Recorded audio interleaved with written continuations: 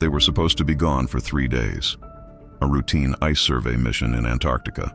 6 men, experienced cold weather specialists, equipped with the best gear the United States military could provide in 1947.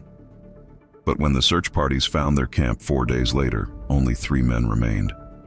They were huddled inside a single tent, unresponsive, their eyes fixed on something no one else could see. The other 3 men were never found. What they did find, scattered across the ice in a half-mile radius, were pieces of equipment, shredded sleeping bags, and something else. Drag marks, leading away from the camp, leading down, into a crevasse that, according to every map, every survey, every geological record, shouldn't have existed. This is the story of Ice Station Zebra incident. The one they don't talk about. The one buried in classified files marked with red tape and stern warnings. But the families of those men, they kept asking questions. And eventually, some of those questions found answers. Let me take you back. Antarctica, 1947. Operation Highjump is in full swing, the largest Antarctic expedition ever mounted. 13 ships, 4,700 personnel, official mission parameters, establish research bases, test equipment in extreme cold, train personnel for polar operations. But anyone with clearance knew the real reason. The Navy was looking for something. Some say it was Nazi submarine bases. Others whispered about a secret German colony. A few, the ones who'd seen the reports coming back from the ice teams, they knew it was something else entirely. Something older. The patrol in question was designated Echo Team, led by Lieutenant Commander James Whitfield, a veteran of Arctic convoys during the war. Tough man, practical, not given to flights of fancy or superstition. His second was Chief Petty Officer Michael Brennan, a Seabee who'd built airstrips on Pacific Islands while under Japanese fire. 4 other specialists, 2 geologists, a radio operator, and a medic. Good men, experienced. The kind who don't panic when things go wrong. Their assignment was straightforward. Travel 30 miles inland from the main camp at Little America, conduct ice-penetrating radar surveys, take core samples, map any unusual geological formations. 3 days out, 3 days back. They had radio check-ins scheduled for every 6 hours. For the first day and a half, everything was routine. Temperature hovering around -30 Fahrenheit. Wind steady from the south. Ice conditions stable. The radio operator, Seaman First Class Robert Torres, reported in like clockwork. His transmissions were brief, professional.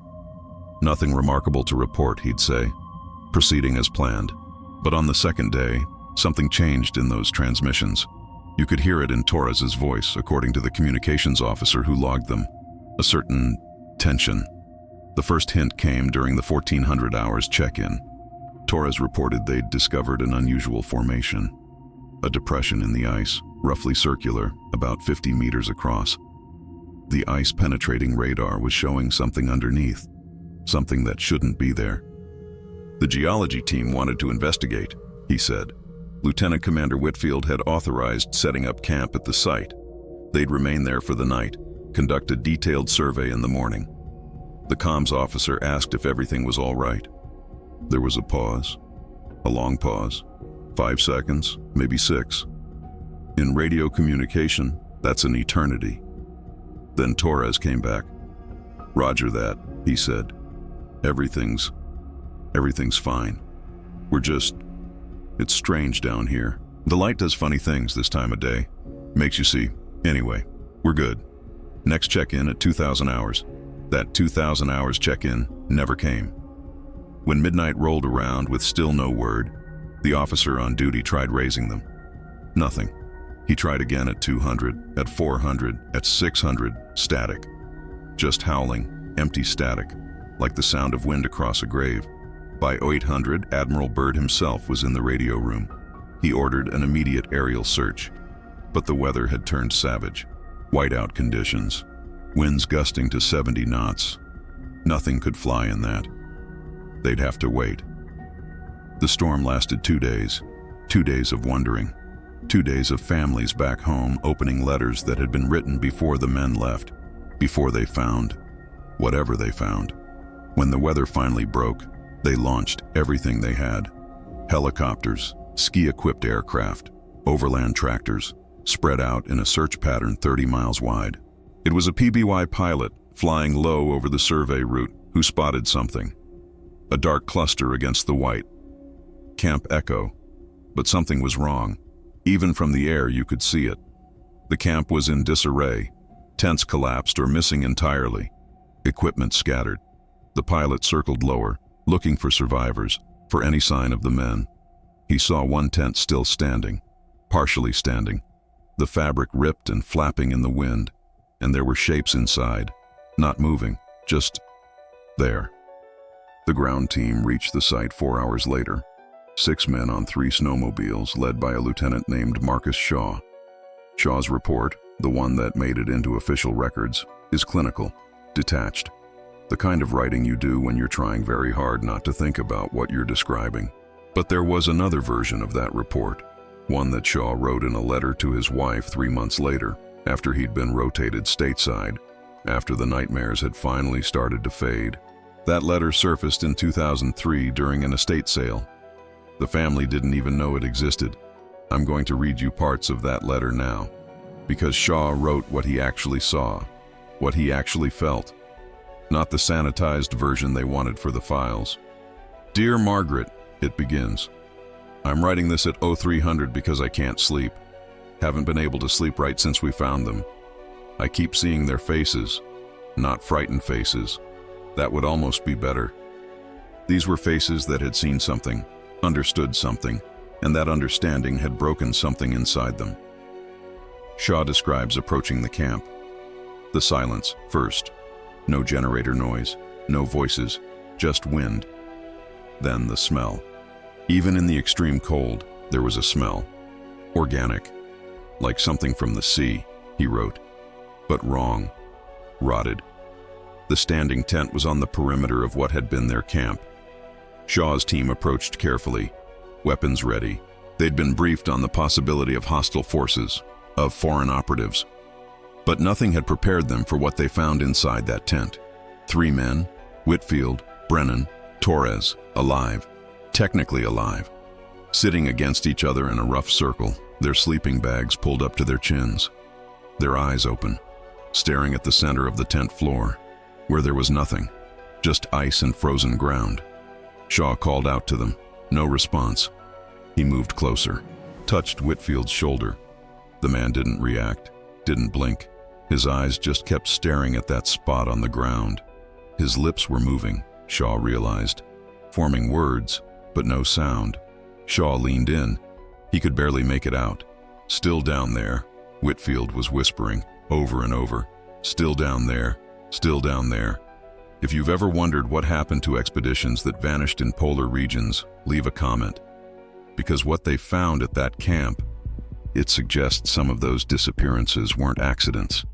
The medic checked their vitals, weak pulses, severe hypothermia, but not critical. They should have been able to respond, should have been able to move. But they wouldn't, couldn't. When Shaw tried to lift Whitfield to his feet, the man resisted with surprising strength, his hands clutching the sleeping bag, his body rigid. His eyes never left that spot on the tent floor. They had no choice but to sedate them.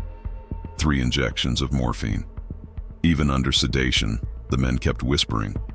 Shaw's letter describes how they loaded the 3 survivors onto sleds, how they began the grim search for the others. The geologists, the medic.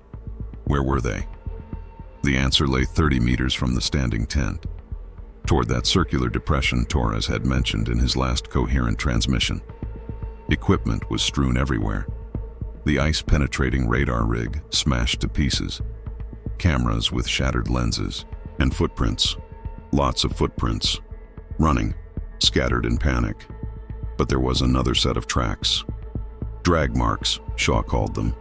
Deep furrows in the ice, like something heavy had been pulled. Or had pulled itself.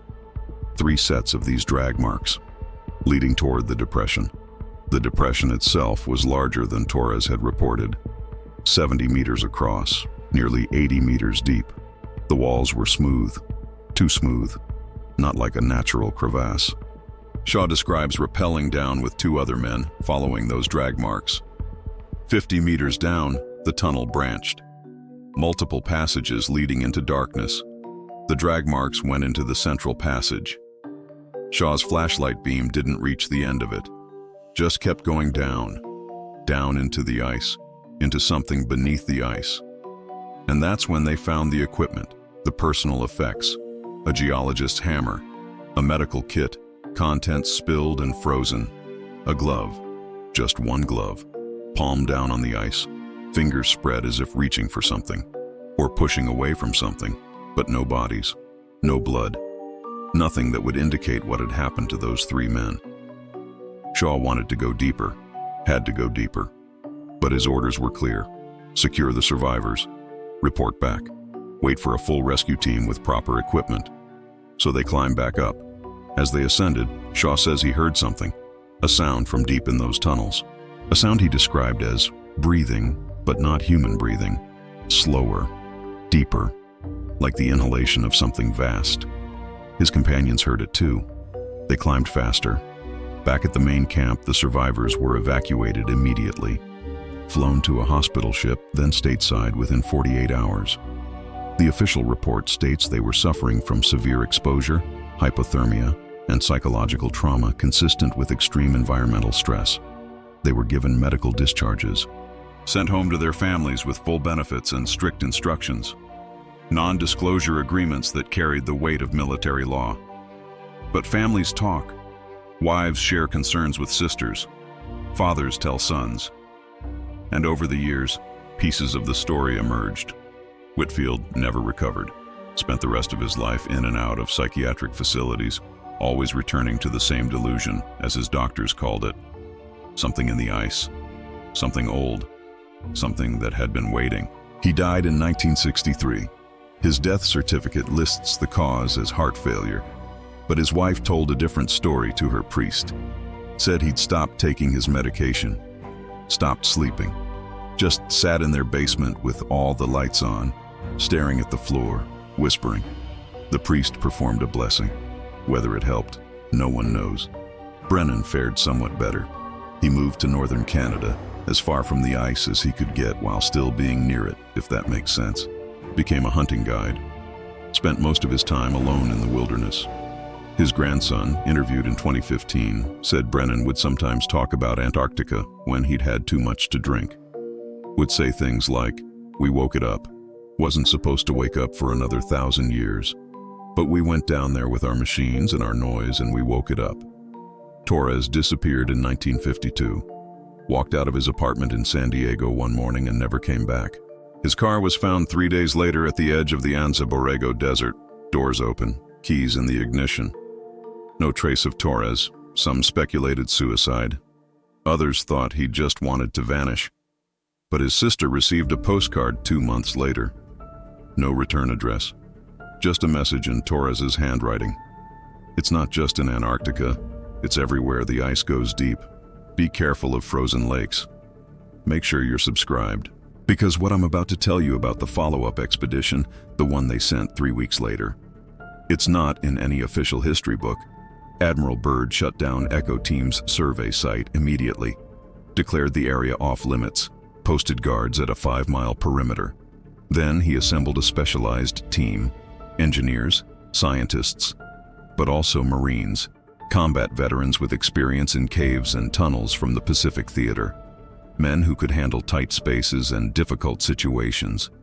15 men total.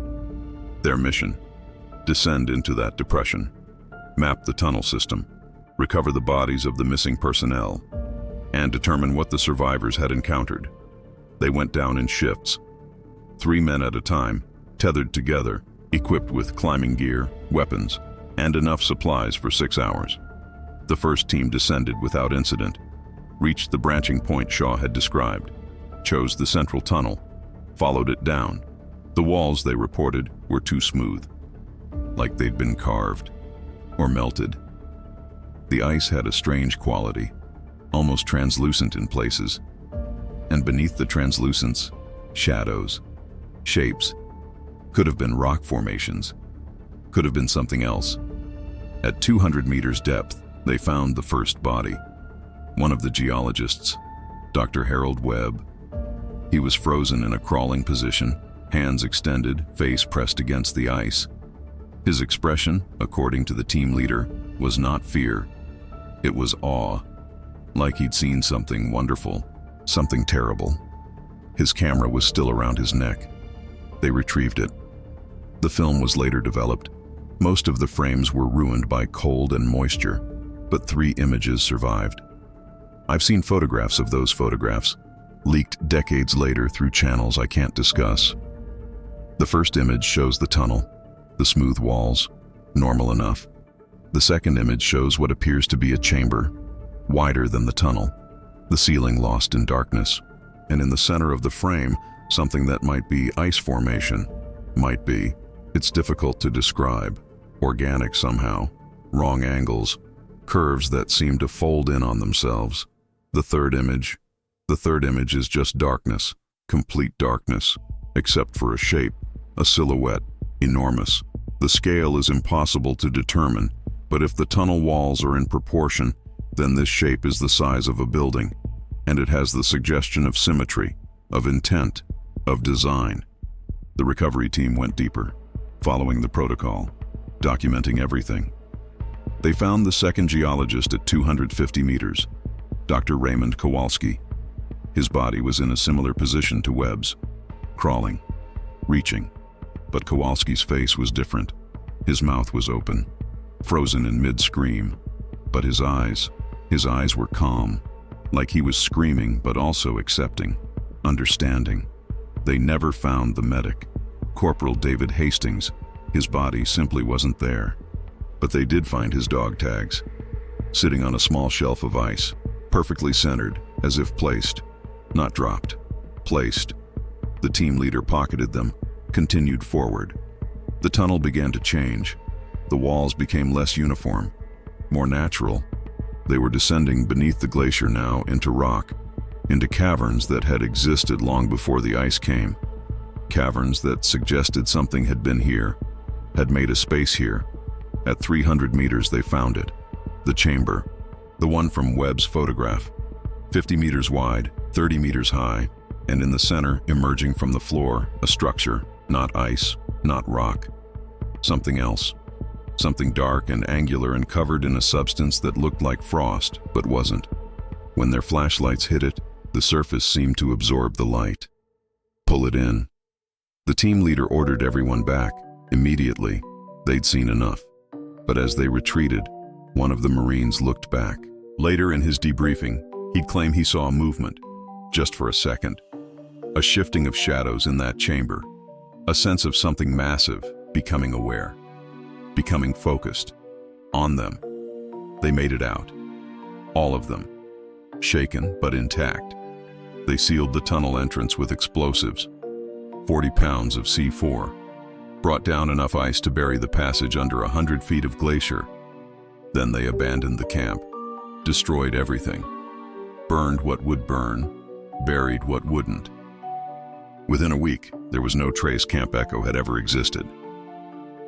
Admiral Byrd filed his final report in April 1947. Most of it remains classified to this day. But a partial declassification in 1985 revealed one paragraph. This expedition has encountered conditions and phenomena beyond the scope of current scientific understanding. Further investigation is not recommended. The site has been secured and marked for permanent exclusion. All personnel involved have been debriefed and are under continuing observation. No further action warranted at this time. But that wasn't the end. It's never the end with these things.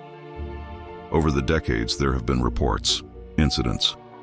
In 1958, a Soviet geological team disappeared near the same coordinates. Only 2 of 7 returned. They refused to discuss what happened, were quietly retired from service.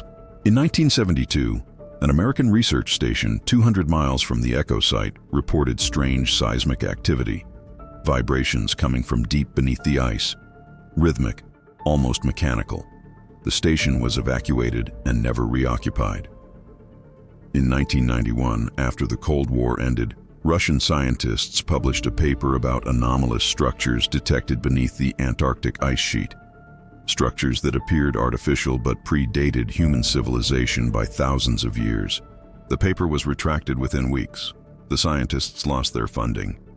And then there are the stories from the modern crews, the ones who work at McMurdo Station, at Amundsen Scott, at the various research bases scattered across the continent.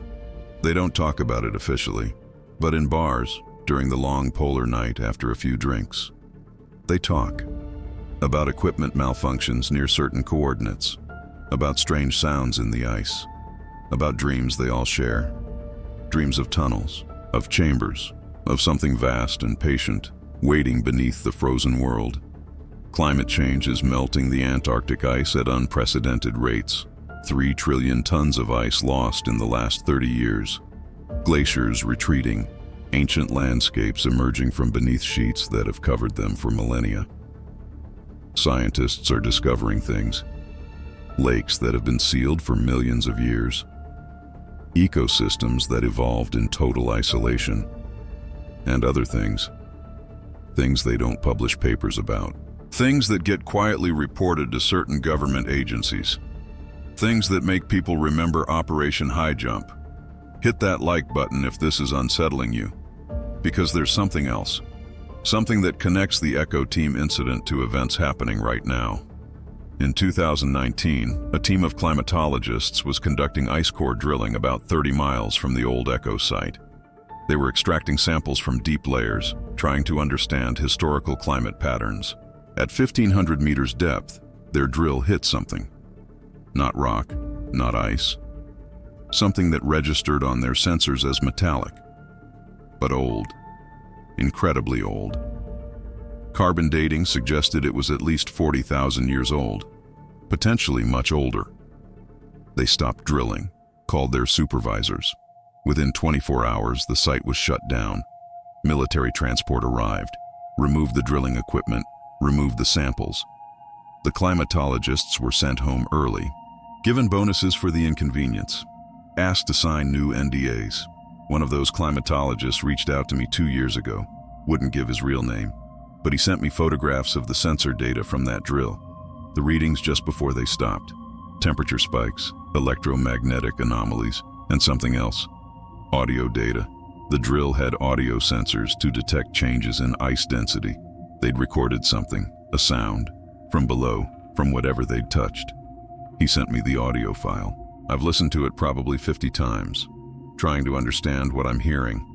It's low frequency, below normal human hearing range, but the sensors picked it up.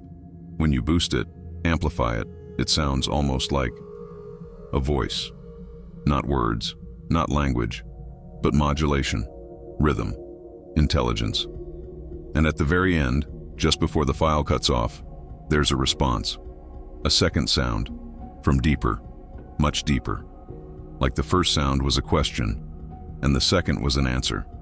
I asked him what he thought it was, what they'd drilled into. He wouldn't say. But his last message to me was this: whatever those men from Echo Team woke up in 1947, I don't think it went back to sleep. I think it's been listening, learning, waiting for the ice to melt. We should have left it alone. We should have left Antarctica alone. The families of the Echo Team members have petitioned for decades to get the full story, to understand what happened to their fathers, their grandfathers. The government maintains there is no story beyond what's already been released. Environmental accident, psychological breakdown from extreme conditions, case closed. But those families keep asking questions, and some of them have started sharing things. Letters, diaries, items their relatives kept hidden, squirreled away. Things that suggest the Echo Team survivors knew more than they ever told. One such item surfaced in 2018, a journal belonging to Chief Petty Officer Brennan. His grandson found it after Brennan's daughter passed away. The journal had been in a locked box, marked with instructions not to open until after her death. Inside were entries from Brennan's time in Antarctica. Most of it is routine: weather observations, equipment notes, complaints about the food. But there are 3 entries from the days at the Echo site. The days Torres stopped transmitting. The days before Shaw's team arrived. The first entry describes the depression, the circular formation, Brennan writes that the ice there is different, older. The radar is showing cavities beneath, extensive cavities. Lieutenant Commander Whitfield wants to send someone down with ropes. Have a look. Brennan counsels against it, says they should report it, get guidance from the main camp. But Whitfield overrules him. They're here to survey. They'll survey. The second entry is dated the following day. They've sent one of the geologists down, Dr. Webb. He's been down there for 3 hours. Radio communication is spotty, lots of interference. But he keeps saying he's found something. Something incredible. He's taking photographs, samples. He's going deeper. They're going to pull him up in another hour. Brennan notes that Torres seems agitated, keeps saying he's hearing things, sounds from below. Whitfield tells him it's just ice. Ice makes sounds. Relax. The third entry is only a few lines, written in a shaky hand, different from Brennan's usual neat script. It reads, "They're all gone. Went down after Webb when he didn't come back up. All of them. Just me, Torres, and the lieutenant now. We can hear them down there. Hear something. It's not voices. It's not wind. The lieutenant says we wait for daylight, then we go. But the sun doesn't set here. There is no daylight. There's just the ice, and what's under it. And I think it knows we're here. I think it's known for a long time. We shouldn't have come. God help us. We shouldn't have come." That's where the journal entries end. The rest of the pages are blank, except for the last page, where Brennan, or someone, drew something. A symbol, or a map. It's hard to tell. Circular, concentric rings, lines radiating outward, and in the center, a shape. The same shape from Webb's photograph. The enormous silhouette, but with details. Suggestions of limbs, or appendages, or something. The grandson posted images of this journal page online, to a forum dedicated to unexplained Antarctic phenomena. Within 6 hours, the post was removed. The account deleted. The grandson received a visit from 2 men in suits who identified themselves as Department of Defense liaisons. They asked for the journal. Politely but firmly, he gave it to them. Hasn't spoken publicly about it since. But before he handed it over, he photographed every page. Stored those photographs in multiple encrypted locations. One of those locations was accessed by someone I know. Someone who believes these stories need to be told. So what really happened at Echo Camp? What did those men find in the ice? The survivors couldn't say, or wouldn't. Trauma, the doctors claimed. Psychological break. But what if it was something else? What if they saw something so far outside human experience that language couldn't contain it? That their minds, in self-defense, simply shut down the parts that remembered? Shaw's letter to his wife contains one more detail, something he noticed but didn't include in his official report. When they were bringing the survivors up from the tent, when they finally got them sedated and loaded on the sleds, Shaw looked back, looked at that spot on the tent floor. The spot all 3 men had been staring at. There was nothing there, just ice. But the ice. Shaw says the ice in that exact spot was warmer, not melted, not wet, just warmer, like something had been there, like something had been looking back. Research into polar regions continues. Antarctica holds secrets we're only beginning to uncover. Ancient viruses in ice cores, microorganisms that survive in conditions thought impossible. Landscapes beneath the ice that haven't seen sunlight in millions of years, and maybe other things. Things that challenge our understanding of history, of biology, of what's possible on this planet. The Echo Team incident is officially classified as a tragedy, an accident of circumstance, bad luck in a hostile environment. But the men who were there, the ones who survived, who saw what was in those tunnels, who heard what came from below, they knew different. They carried that knowledge to their graves, and now that knowledge is ours. What do you think is under the Antarctic ice? Not just at the Echo site, but across the continent. Ancient cities from lost civilizations, alien installations, or something else entirely. Something that's been there longer than we have. Something that watches through the ice, waiting for the thaw. Leave a comment with your theory. Because the truth is, we don't know. We can't know, not yet. But the ice is melting, year by year, meter by meter. And sooner or later, whatever is down there, we're going to meet it again. Until then, we have these stories. These testimonies from men who went to the edge of the world and found something waiting, something patient, something vast, something that makes you wonder if humanity's greatest achievement isn't what we've built or discovered, but what we've managed to avoid discovering. So far, stay vigilant. And remember, just because something is frozen doesn't mean it's dead. Sometimes it just means it's sleeping. The question is, what happens when it wakes up? If this story made you look twice at frozen landscapes, hit that subscribe button. Because there are more accounts out there. More testimonies from sailors, from pilots, from scientists who've seen things they can't explain. Things that suggest we're not alone on this planet. We've never been alone. We've just been very, very lucky. Until next time, stay curious, stay skeptical, and whatever you do, stay away from the ice.